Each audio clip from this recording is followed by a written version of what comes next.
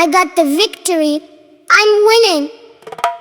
Dear Heavenly Father, thank you because I'm already winning with you. Even before I see my miracle, before my prayers are answered, before I see the change, I shout, "Thank you, Jesus." Your word says you have good plans for me, Jeremiah 29, so I don't have to be scared.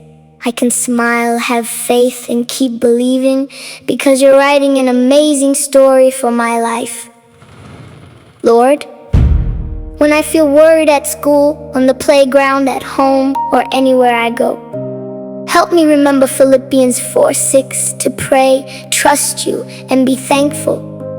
Thank you for protecting me with your angels, giving me courage, healing my heart and body, helping me make good choices, and filling me with the Holy Spirit every single day. Jesus, when people are mean, when I make mistakes, or when life gets hard, remind me that delay is not denial, and you are still working behind the scenes. My friend Jesus, you can turn every bad thing into something good. Only you can open the right doors. Bless my family.